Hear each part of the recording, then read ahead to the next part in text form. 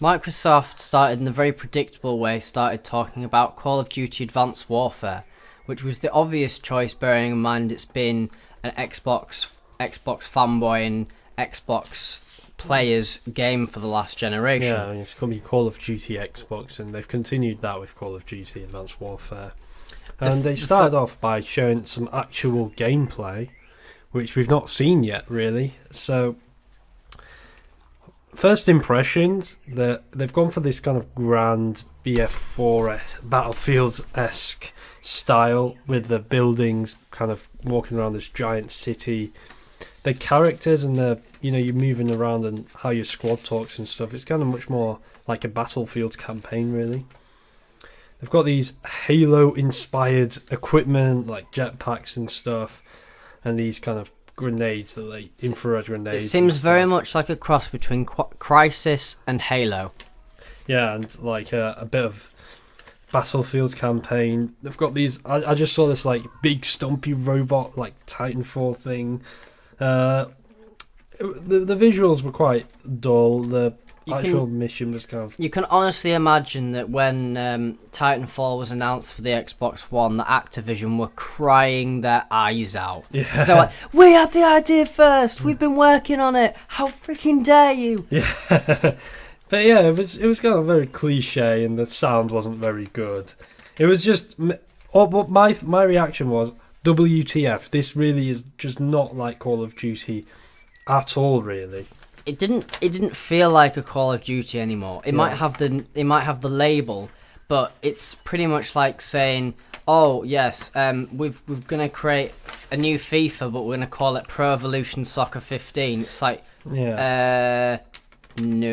The thing is, I didn't actually see anything that's new that I've not seen before to excite me, and the gameplay, it just kind of seemed kind of very boring. It didn't seem that fast paced as I'd expected it to have been. Might have just been the level they showed or whatever, but it just didn't seem to use what it had very well. What was interesting and what could have been explained was the fact that the guy who was playing the game was jumping around a lot, and it had like the double jump jetpack on. But is this jetpack or this kind of suit that you wear, can it do everything at once, or is it the kind of case where it's going to do one thing? So it's like jump or speed or this or that. Yeah, exactly. And how is this going to like be balanced in multiplayer and stuff? Yes. They then went and talked about Forza 5 and the fact that the Nürburgring wasn't actually in the original game. Yeah, which we knew kind of it was done on purpose, because this is the track that everyone wants to go around, right? But they announced, DLC. And do you know what they said? They said free of charge, and everyone's applauding. And I'm like, why is everyone applauding for something that should have been in the game in the first place? How can you release a racing game which is you drive around tracks without having the main event, right? They say they're going to have all the circuits. They're going to have like the F1 and the Nordschleife and that. But and releasing it for free, yeah, that's good. At least it's not paid DLC. It's not locked out of the game. But with the amount of microtransactions, Forza 5 anyway, it's something that should have been in the game. So I think they kind of saved this one to get kind of applauses, really, which they succeeded. But I'm not really sold on that. They then went on to talk about Forza Horizon 2, which was the natural thing to do, I suppose. Kind of an expected game, bearing in mind Forza Horizon was quite widely liked. They did actually show quite a lot of new things. There was the addition of off-roading. Yeah. There was a very open world. The usual. There's going to be more than 200 cars, and there's going to be now dynamic weather, which they did go and say this is going to affect your driving, and this is going to do. Going to make it more difficult to drive or easy to drive. They're going to have dedicated servers. It's going to be 1080p as it should be, as you'd expect from a racing game. And they're also bringing in a new thing, which I think is they've really only brought in just to piss off Drive Club. The fact that you can now have online clubs of up to 1,000 players where you go and do online challenges and so on. My impressions was they're basically... Everyone seems to be wanting to copy Test Drive Unlimited 2, which was a low-budget game but had a fantastic idea, and everyone wants to take that into these...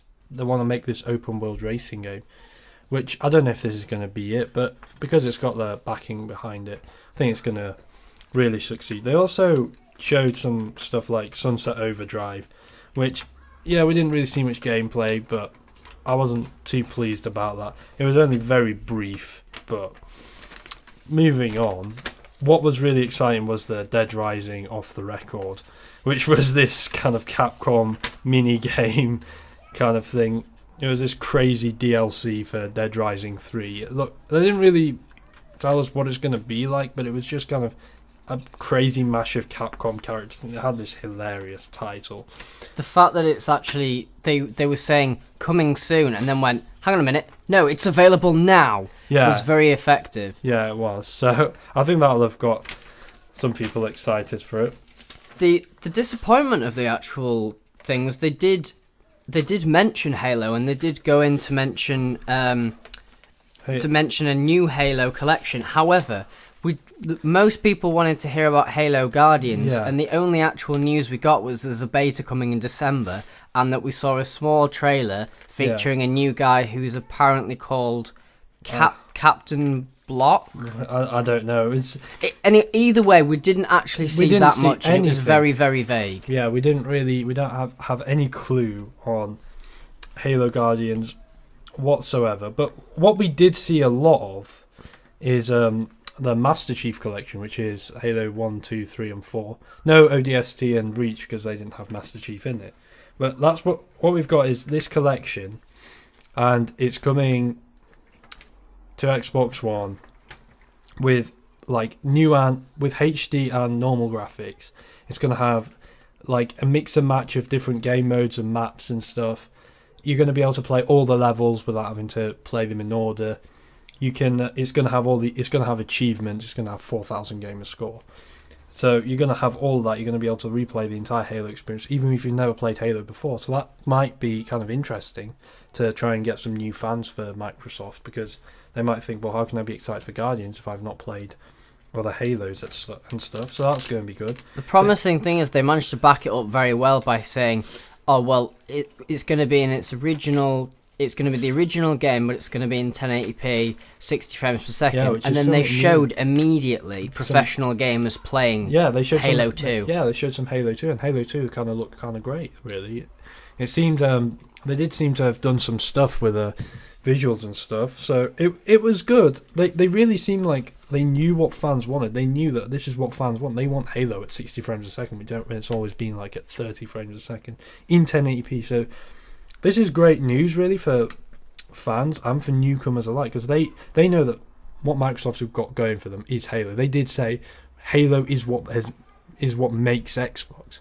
I mean, the fact that they're very open about how important Halo is to them, man, is a good sign, because and they're doing quite a lot with it. So they really showed that they know what fans want, and it's good to see that collection. It is coming before Guardians, which is obviously a good step. So, yeah, that's good news, really. The Witcher 3 was also featured, which was quite a different change from Microsoft. They're not usually down with doing RPGs. It seems to be a Sony or Nintendo thing to do, either with Zelda or something like Fallout tends to be shown on a Sony platform. And it was quite refreshing to actually see that Microsoft had the variety in their conference to do something like The Witcher alongside Halo, alongside Forza, or alongside this, that and the other. And the theme of variety was definitely seen throughout the Xbox One. They showed a lot of games. They showed this trailer for the Rise of the Tomb Raider, but that was it was kind of pointless. We didn't really see anything. All it was acknowledging that a new game is going to come out, which is fine, really. We don't really want to see gameplay. But it was kind of showing that Xbox One has all these games coming for it.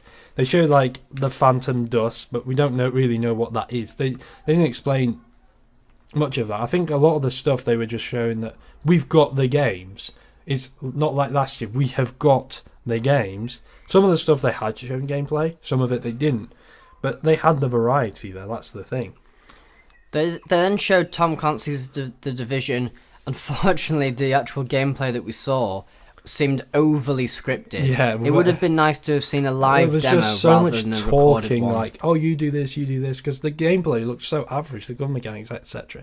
It looked no different to any other shooter you'd see anyway. But it just seemed very scripted and stuff. You could tell it wasn't really exciting. They then went on to show Evolve, which is supposed to be the next new zombie game.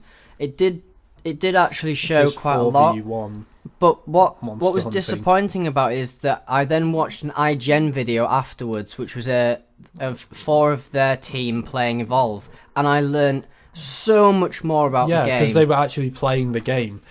I learned nothing about Evolve whatsoever, other than the fact that it's class-based. You can be a big monster, and that you can have jetpacks. Yeah. That is it. Yeah, so Whereas actually watching it, I saw the gameplay, I saw the monsters, I saw the evolution, I saw how it worked, I saw how you team up, I saw the map, I saw the interface. You get the gist. it's understandable given how much Microsoft had to actually show us, that they couldn't show us everything. So, yeah, it was good that they had that there. They then showed a fantastic variety of Assassin's Creed Unity. We'd not really seen much before other than the fact that it was set in the French Revolution. We got to see the new assassin and the fact that it looked far more fluent than previous renditions of the game. The combat looked slightly faster and slightly more polished. Slightly. Cena would argue different. But however, the actual graphical detail and the actual attention to detail in the general game was very, very crowd good. simulation. Yeah, they seem to have done what was good about Assassin's Creed, which is kind of this crowd simulation, making the city feel real. So I think they got that across very much there. I'd like to have seen more work on the combat, but it's understandable. Personally, what I liked about it was that they seem to have gone back to the original Assassin's Creeds, and that includes the first Assassin's Creed and Assassin's Creed 2, whereby there wasn't any, I say vehicles, but I mean ships. They've stuck with the actual, you're an assassin, you do this, it's totally based on combat, and you don't have the kind of RPG shippy world area. This seems to be very much based on in the city of Paris, as I presume it is. Yeah, so it's focused on its own story. This is, yes. Yeah. The also other thing that's very nice to note is that you can now team up with 2 other people and create your own brotherhood, which you can then use in your game. They didn't specify how this was going to be done, but still something very good to note. They also showed a few more trailers of they showed Dragon Age Inquisition. It was just no gameplay whatsoever. It was literally just a trailer. It didn't really excite me, to be honest. I don't have a clue what Dragon Age is, but I still am not enticed to give it a try from what they showed. They also showed Scalebound, which is I really had no idea. Is this like this dinosaur hunting game with this kind of Dante-esque character? They didn't really show anything. It was just another trailer, no gameplay. I didn't even know what the genre was, what the premise was, what the story was, so I had no idea, but they just showed that they had the game coming. What was a really big surprise, though, was Crackdown 3, because I thought, okay, yeah, Crackdown's kind of this Microsoft GTA clone, kind of Saints Row-y kind of thing, and yeah, I didn't expect to see it there, really, because Crackdown hasn't got like the best reception ever, but the fact that they recognised, oh look, this is one of the exclusives we've got, this is one of the games that we can use, this is an open world game, we can bring it back. And I'm glad they have, because Crackdown is kind of this light-hearted, funny gameplay, and all these explosions and blowing stuff up. This open world gameplay, it complements Sunset Overdrive really well. So they kept this kind of agency commentary, they kept the kind of same gameplay style and graphics, and they're adding all these gadgets which were definitely needed, the destruction. Definitely seems like it's got a new game engine. It's not using the old renderware. What Cena means by complementing Sunset Overdrive is Crackdown seems to be a bit more of a kind of hardcore open world game, whereas Sunset Overdrive seems to be the kind of younger gamer version. Yeah, the very kind of Sunset Overdrive's trying to be a shooter. Bouncy kind of younger version of Infamous Second Son. Yeah. Whereas Crackdown's more of the Saints Row kind of take version. Yeah, Crackdown is just this crazy GTA RPG, action RPG kind of shooter, really, where you just go around in crazy stuff, etc. So I think Crackdown 3 has huge potential for the next generation. By comparison, you could always say that it's like the difference between having comedy from Frozen in Sunset Overdrive to Glenn Ross for Crackdown 3. Yeah. So overall, the Microsoft conference was very games focused. They did not do any corporate babble, which we usually expect from Microsoft. They showed plenty of variety. They literally went from one game to another to another to another. They showed like everything that people wanted to see. They were really in touch with the fans. They showed kind of the people that were there, what their favourite games were, etc. So it's good to see. There was no wow factor, but it was overall a very good conference.